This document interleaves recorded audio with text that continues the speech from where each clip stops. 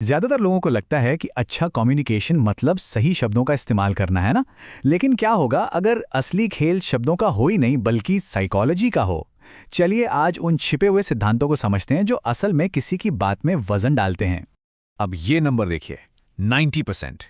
ये जानकर शायद हैरानी होगी कि किसी की बात का जो असर होता है ना, उसमें 90% से ज्यादा रोल शब्दों का होता ही नहीं है। हाँ, बिल्कुल सही सुना। असल खेल तो साइकोलॉजी और स्ट्रैटेजी का है। जो शब्द मुंह से निकलते हैं वो तो पूरी तस्वीर का सिर्फ 10% हिस्सा है। कभी ऐसा हुआ है कि कोई बहुत ही शानदार आइडिया हो पर कोई सुनने को ही तैयार ना हो। बहुत फ्रस्ट्रेटिंग होता है ना। हम सब ने ऐसे लोग देखे हैं जो किसी भी कमरे में जाते हैं और लोग तुरंत उनकी इज्जत करने लगते हैं, जबकि कुछ लोग चाहे कितने भी टैलेंटेड क्यों ना हो उन्हें अपनी बात मनवाने के लिए स्ट्रगल करना पड़ता है। तो अच्छी खबर यह है कि असरदार तरीके से बोलना कोई पैदाइशी टैलेंट नहीं है। ये एक स्किल है जिसे कोई भी सीख सकता है। दुनिया के जो सबसे दमदार स्पीकर्स हैं, चाहे वो बड़े बड़े सीईओज हों या वो लीडर्स, वो सब कुछ बेसिक साइकोलॉजिकल रूल्स को ही फॉलो करते हैं। और आज हम उन्हीं रूल्स को समझने वाले हैं। अच्छा, इससे पहले कि हम ये जाने कि क्या करना चाहिए, ये समझना जरूरी है कि क्या नहीं करना चाहिए। तो चलिए पहले उन आम गलतियों की बात करते हैं जो कुछ बोलने से पहले ही किसी की बात का वजन खत्म कर देती हैं। और मजे की बात यह है कि ये गलतियां इतनी कॉमन हैं कि लगभग 95% लोग अनजाने में ये करते ही हैं। तो ये हैं कुछ सबसे बड़ी गलतियां। पहली है रिएक्टिव कम्युनिकेशन, मतलब जब कोई पूछे तभी बोलना। इससे ऐसा लगता है कि आप लीडर नहीं, फॉलोअर हैं। दूसरा है इन्फॉर्मेशन डंपिंग, मतलब किसी पर बहुत सारे फैक्ट्स फेंक देना। इससे लोग बोर हो जाते हैं और सुनना बंद कर देते हैं। फिर आता है इमोशनल लीकेज, जैसे घबराहट में आवाज का कांपना।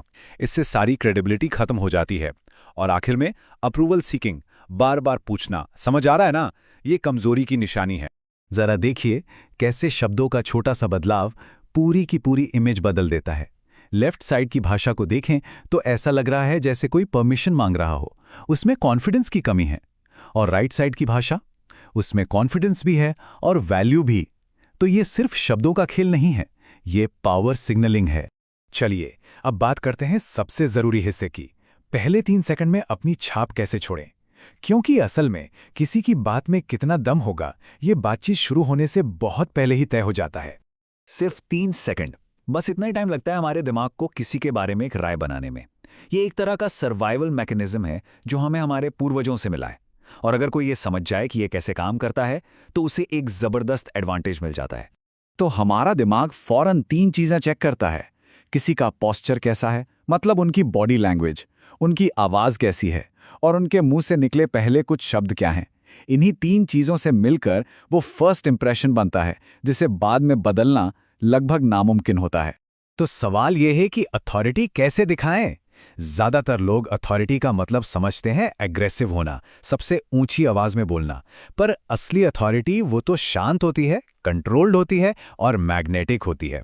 चलिए समझते हैं इसका क्या मतलब है। देखिए, सच्ची अथॉरिटी डराती नहीं है बल्कि सम्मान जगाती है। ये किसी को जबरदस्ती या धमकी से नहीं मिलती, ये मिलती है काबिलियत, आत्मविश्वास और अपने इमोशंस पर कंट्रोल रखने से। और जब किसी में ये चीजें होती हैं तो लोग अपने आप उसे लीडर मान लेते हैं। एग्रेशन या गुस्सा दिखाना असल में कमजोरी की निशानी है।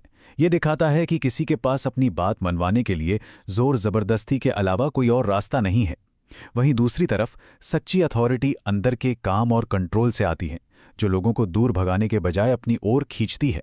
तो इसे बनाया कैसे जाए? इसके 4 मेन पिलर्स हैं। पहला, इमोशनल रेगुलेशन, मतलब प्रेशर में भी शांत रहना। दूसरा, पर्पसफुल कम्युनिकेशन, यानी बिना वजह कुछ भी ना बोलना, एक इरादे से बोलना।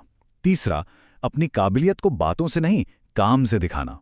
और चौथा, अपनी बाउंड्रीज को क्लियर रखना। यही 4 चीजें मिलकर असल अथॉरिटी बनाती हैं। ये जो बात कही गई है ये इस पूरे आइडिया का निचोड़ है।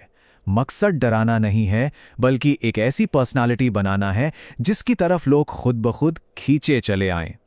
यही चीज आपको लोगों का साथ और लंबे समय तक असर डालने में मदद करती है। तो चलिए अब इन सभी आइडियाज को एक साथ जोड़ते हैं। ये सिर्फ थ्योरी नहीं है, ये एक प्रैक्टिकल टूल किट है जो हर बातचीत को पूरी तरह से बदल सकती है। जरा इस नजरिए से सोचकर देखिए, अपनी रोज की बातचीत को एक चैलेंज की तरह नहीं बल्कि इन स्किल्स को प्रैक्टिस करने के एक मौके की तरह देखिए। हर कन्वर्सेशन एक मौका है अपना असर बनाने का या फिर उसे गंवाने का। और आखिर में बस एक बात याद रखनी है, असरदार कम्युनिकेशन का मतलब ये नहीं कि कमरे में सबसे ऊंची आवाज आपकी हो। इसका मतलब है शांत कॉन्फिडेंस, क्लियर सोच और वैल्यू के साथ इस तरह बोलना कि जब भी बोला जाए तो लोग सुनना चाहें। असली पावर यही है।